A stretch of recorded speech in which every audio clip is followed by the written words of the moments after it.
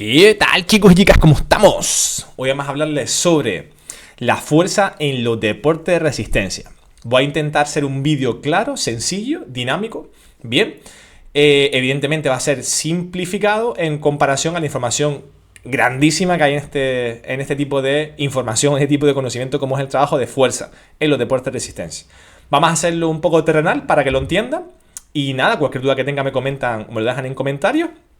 Y yo todos los estudios que realmente les puedo hacer ver a ustedes, sobre todo de evidencia científica, que se traslada la información que voy a representar aquí, los pondré también en la parte de descripción, ¿vale? Fuerza en deporte de resistencia. La fuerza, ¿vale? Vamos a ir directamente al grano. Tipos de fuerza. No les voy a comentar qué es la fuerza, etc. No. Tipos de fuerza, qué es lo que nos interesa a nosotros. Bien. Encontramos la fuerza específica. Obviamente la fuerza específica, la fuerza que se hace en nuestro gesto deportivo. Quiere decir, la fuerza que hago corriendo, la fuerza que aplico nadando, la fuerza que aplico en la bici, pedaleando. Yo me voy a centrar en deportes de resistencia cíclicos. Nadar, correr, pedalear, remar. Vale, pero principalmente voy a hablar, y me verán que pondré muchos ejemplos sobre ciclismo y carrera a pie. Para que lo tengan en cuenta, ¿vale? No me lo echen en cara.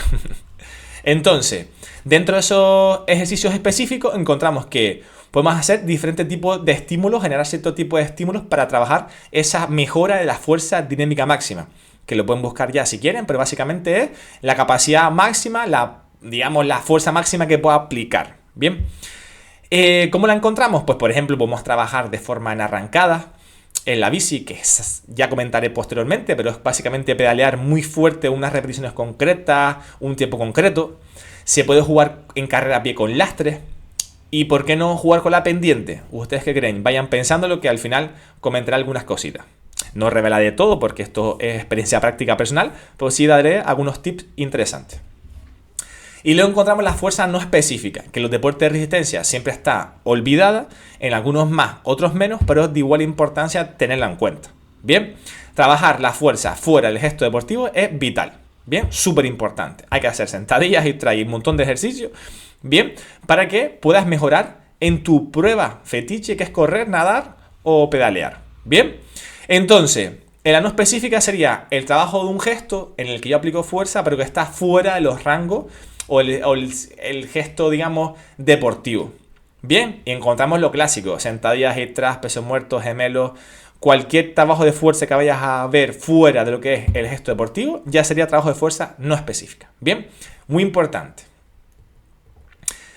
Vale, dentro del trabajo de fuerza vamos a intentar entender que para que haya una correcta valoración o ejecución, mejor dicho, sino un control, una prescripción de los entrenamientos en cuanto al trabajo de fuerza, debe estar controlado, bien, por, digamos, el entrenamiento basado en la velocidad de ejecución, en esa parte, sobre todo concéntrica, propulsiva, en la que yo aplico fuerza. Una sentadilla, en mi capacidad de ir de la parte cuando ya tengo supero el sticking point, en esa sentadilla completa, y aplico fuerza, bien, podríamos que esté dentro de ese rango en el que yo hago fuerza o muevo esa masa lo más rápido que pueda. Entonces, controlando esa velocidad, podemos determinar, digamos, ciertos trabajos que podemos prescribir para que nuestro ciclista o atleta mejore. Bien, entonces, controlar la velocidad con la que desplazamos la barra es súper importante. Bien, y también que es importante dentro de esa velocidad, ¿vale? Que ya justamente lo está explicando, que aparece ahora mismo, que en esa fase propulsiva, la pérdida de velocidad de la serie. ¿Qué quiere decir esto? Yo ya sé que debo trabajar la fuerza, digamos, entre un rango en el que yo voy a intentar subir o aplicar fuerza lo más rápido que pueda. Siempre tiene que ser con esa intencionalidad. Mi intención cuando trabajo fuerza no específica, bien, que este caso está enfocado a fuerza no específica, ojo, aunque realmente la fuerza específica también debe ser con esa intencionalidad. Aplicar la máxima fuerza que puedo, bien, a la máxima velocidad que yo pueda. Evidentemente con 50 kilos en sentadilla lo moveré mucho más rápido que 200, pero siempre la intención debe ser la misma. Bien, entonces para controlar dices tú, vale, ok, siempre tengo que hacerlo lo más rápido que puedas, pero puedo acumular 50.000 repeticiones. Vale, una forma de intentar calcular o estar dentro de unos rangos adecuados a adaptación, porque hay una primicia que para mí deben respetar, que si el trabajo de fuerza no es específica, ustedes siempre tienen la cultura del no pain no gain, lo lleva al fallo, es un error. Deben ser conscientes que si yo trabajo fuerza no específica, debo tener la sensación de que yo pueda correr después. Si en algún momento tengo, quitando las primeras sesiones de la temporada o si no he empezado a trabajar la fuerza, que me puede dejar esa fatiga residual, esas DUMS, esas agujetas. Pero por lo general tú puedes trabajar la fuerza y automáticamente irte a entrenar. Bien, hay que manejar unos umbrales bajos, ¿vale? De daño, digamos, unos umbrales bajos de trabajo aparentemente, pero con ese umbral bajo es súper importante tenerlos en cuenta para adaptarnos. Si no, al fin y al cabo el cuerpo se va a centrar, a modo de resumen, en repararse del daño que le ha generado en vez de adaptarse para mejorar. Entonces, una forma de controlar un poco los rangos adecuados de trabajo será a través de la pérdida de velocidad de la serie. Evidentemente, cuando yo empiezo una serie, imagínense que tengo 50 kilos y lo muevo a 1 metro por segundo. No voy a entrar a jugar con cifras ni nada. Eso ya ustedes indaguen mucho más si quieren. Automáticamente, ahora segunda, en vez de 1 metro por segundo, 0,98. La tercera, 0,98. La cuarta, 0,96. La quinta ya, 0,92. Entonces verán que a medida que ustedes seguidamente van haciendo repetición tras repetición, van perdiendo velocidad. Entonces, respecto a la serie, la más rápida con la que tú vas restando y vas perdiendo esa velocidad, debe haber un porcentaje de pérdida, ¿vale? Debe haber un porcentaje en el que tú pierdas. Por ejemplo, si yo cojo un peso, para que lo entiendan, ¿vale? Puedo moverlo a 1 metro por segundo y planifico esa sesión para que por cada serie ya me avise o yo parar cuando pierda un máximo de un 10%, pararé cuando la serie la haga al 0,9. ¿Por qué? Porque mover el peso ese indicado que yo muevo 1 metro por segundo, pero si de repente lo muevo a 0,9, ya es que habré perdido un 10% de velocidad en la ejecución en la serie. Y puede ocurrir en la décima, en la decimosegunda, en la decimoprimera repetición. Vale, pero ya planifico para que cuando ya pierda un 10% de la velocidad respecto a la más rápida, que suele ser la primera o la segunda de la serie, bien, parar. Y no se va a parar cuando tengas ese porcentaje de pérdida, parece que vas a parar y no estás reventado, ¿vale? Y vas a encontrar que de repente dices, yo puedo haber hecho 10 más, exactamente, sí, pero has hecho las suficientes para intentar adaptarte. Bien, y verán también que a consecuencia de planificar por la serie, hay personas que son capaces con un mismo peso que mueven los dos a la misma velocidad. Uno hace 10 repeticiones, otro hace 8, otro hace 12. ¿Vale? Para que me entienda también el carácter de individualización de la persona o el sujeto en este caso. Bien, entonces trabajar por pérdida de la serie es un control más preciso y efectivo. ¿Vale? Poder controlar, tener controlada la adaptación y la fatiga que vas a generar. Habrá que prescribir por velocidad, bien, y por el porcentaje de pérdida en cada rango de velocidad. Yo planificaré trabajos en 0,6, 0,8, 0,7 en 1 metro por segundo, bien, ajustada al contexto y a la curva de velocidad del sujeto, ¿vale? El entrenado en este caso, y prescribiré los entrenamientos que necesito oportunos para esa persona. Bien, si quieres medirlo 100%, hay que tener un encoder lineal, ¿vale? Un traductor de velocidad que te transmita la velocidad con la que se mueve la barra. Hay bastantes asequibles hoy día. Entonces será interesante implementarlo en las sesiones de trabajo de fuerza no específicas. Pero ¿qué pasa? Si yo no tengo un encoder, ¿vale? Para poder medir esa velocidad de ejecución o esa velocidad en la fase propulsiva, hay otras herramientas que son Golden Standard, que quiere decir que son igual de efectivas, ¿bien? Que trabajar con un encoder en este caso. Que el encoder también sería Golden Standard, ¿vale? Que es como lo más efectivo o lo que más testado está y lo que se usa como referencia. ¿Qué es el carácter del esfuerzo? Miren, el carácter del esfuerzo es intentar aproximar esa velocidad, ¿vale? Ejecución, bien, a unas repeticiones de máximas posibles, ¿vale? Yo comenté anteriormente el ejemplo de 1 metro por segundo. Imagínense que moviendo la barra a 1 metro por segundo un peso una vez, yo puedo hacer, aunque luego vaya perdiendo velocidad, puedo hacer 30 repeticiones, ¿vale? ¿Qué pasa? Que la primera la haré al metro por segundo y la 30ª la haré ya a 0,40 y pico. No podré más, 0,30 y mucho. Bien. Entonces es al fallo. Yo sé que con un peso que mueva a 1 metro por segundo puedo hacer 30 al fallo. Bien. Entonces digo, vale, vamos a prescribir. Si yo, vale, veo que trabajando ese metro por segundo con una pérdida de velocidad de la serie, un 10%, suelo estar entre 8, 9, 10 repeticiones, bien, una forma de representarlo es, pues diciendo, vale, con un peso que haría 30 al fallo, repeticiones al fallo, que sería 1 metro por segundo, y ya estoy viendo que me quedan 8, 9, 10 repeticiones, bien, con 10% de pérdida, que es como yo me gustaría prescribirlo en ese momento, por ejemplo, pues le diré, haz con el peso que haces 1 metro por segundo, supongamos 80, solo 8 repeticiones, a la máxima velocidad que puedas. Bien, entonces verán que se puede representar con un 8 paréntesis 30. Vas a hacer 8 repeticiones, ¿vale? Con un peso que harías 30 al fallo. Bien, un poco la dinámica van por esos tiros. Hecho. ¿Qué pasa? Que trabajar sobre unas máximas, bien, está asociado a una pérdida de velocidad. Trabajar a 8 sobre 30 es en torno a un 10%, se puede jugar luego ya vas reduciendo, trabajas sobre 15 repeticiones, 8 sobre 15 repeticiones, ¿vale? La masa va a aumentar. Entonces es una forma de trasladar de las máximas repeticiones que tú puedas hacer con un peso, las que vas a hacer. Bien, es súper importante. ¿Qué pasa? Que esto es un trabajo súper efectivo porque te permite trabajar sin necesidad de medir la velocidad del movimiento de la barra, sin encoder. Entonces es muy importante, por eso no es necesario para trabajar con esta metodología el encoder.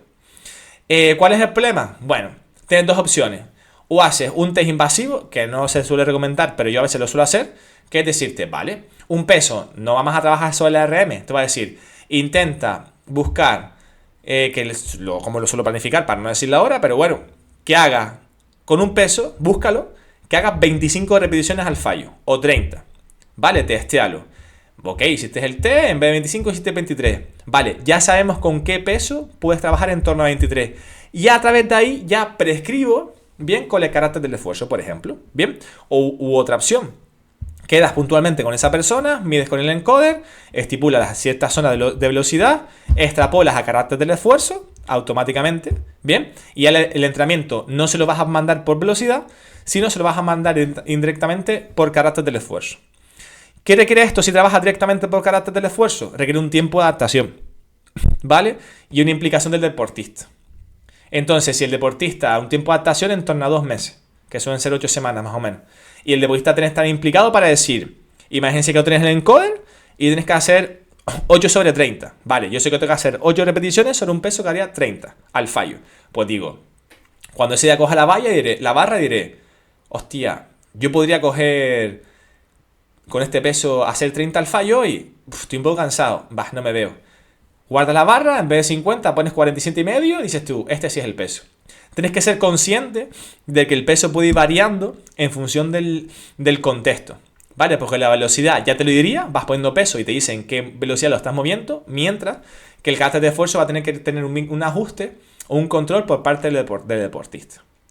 Bien, me he enrollado un poco, ¿vale? Si quieren puedo indagar más sobre esto, pero es un poco a modo de resumen, todo muy rápido explicado. Vale. Mejora del trabajo de fuerza en el deporte de resistencia, que nos interesa. Se ha visto en diferentes estudios, sobre todo de Ronstadt, que está a saco siempre con los trabajos de fuerza, que ha habido mejoras en algunos experimentos, ¿vale? Experimentos, mejor dicho, no, en algunos estudios, en el que se ve que hay mejoras en el consumo máximo de oxígeno. Es decir, esa persona ha mejorado su consumo máximo de oxígeno relativo al peso. ¿Cuál es el problema? Que los estudios de referencia han durado 8 semanas, 12 semanas. Entonces, realmente algunos no mejoraron, otros mejoraron algunos sujetos un poco.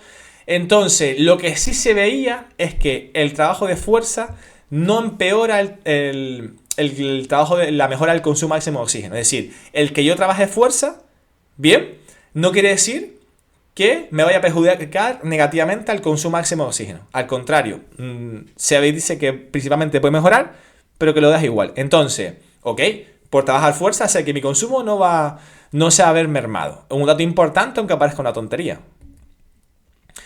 Dentro de lo que más, más importante, tanto en ciclismo como en carrera, a pie, encontramos que hay una mejor economía, ¿bien?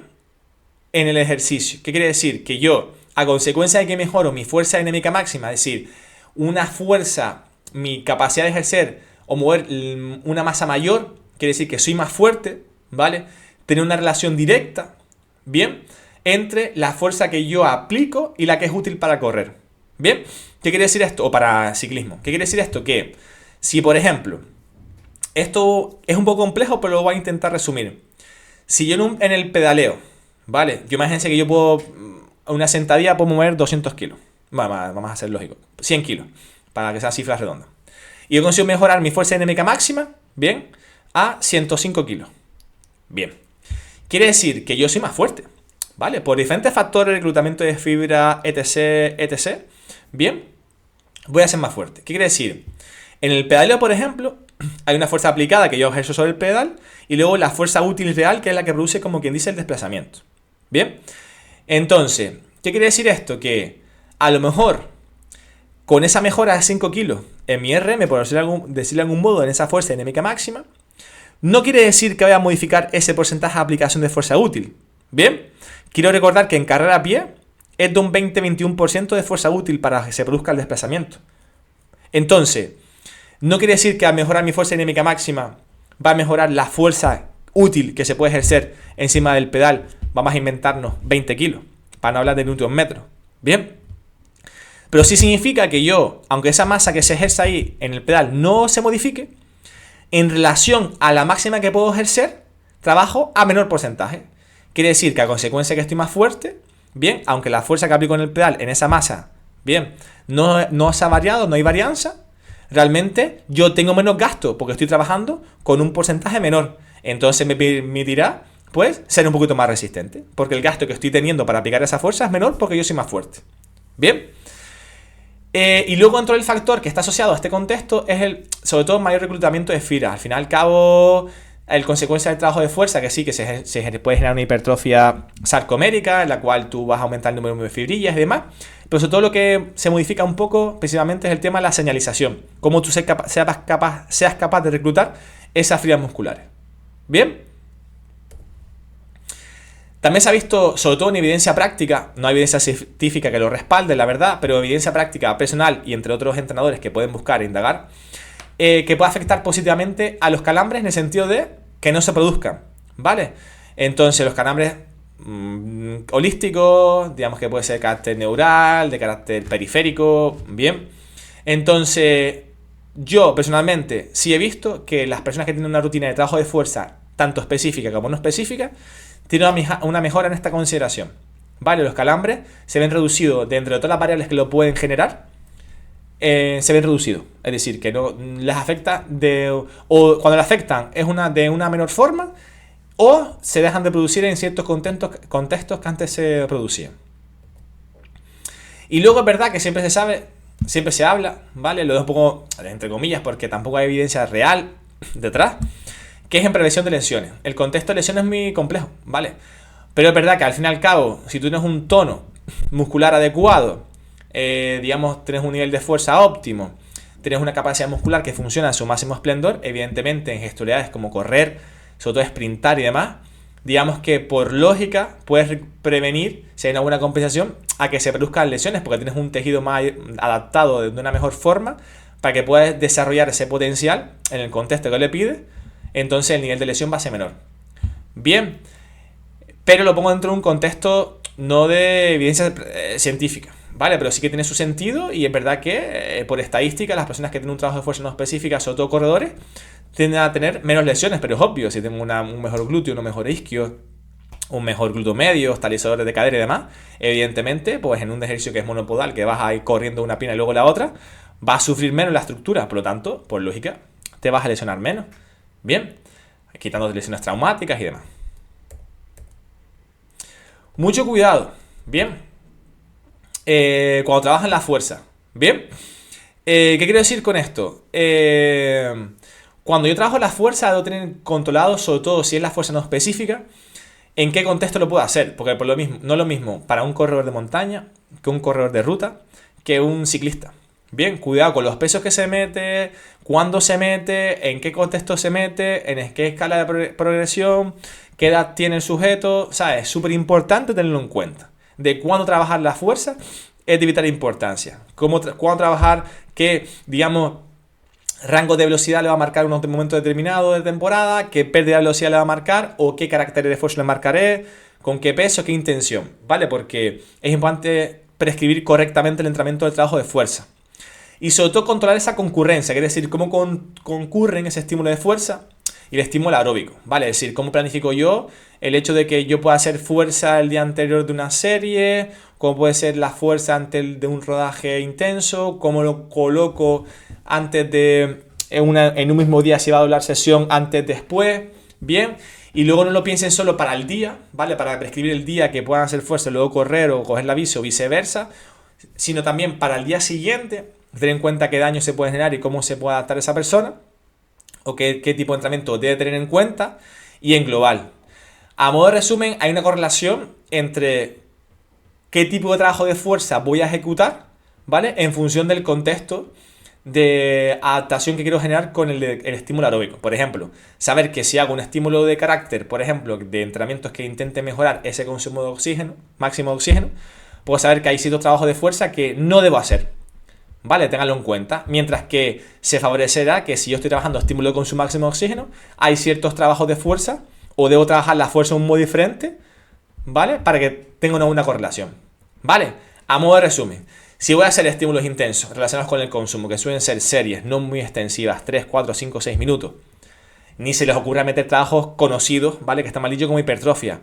Muchísimas series de trabajo, generar muchas fatigas, ¿vale? Muscular, ni se les ocurra. Deben ser estímulos que estén directamente relacionados con cargas más altas y menos repeticiones, ¿vale? Ese sería el resumen, pero es más complejo, pero es para que lo entiendan.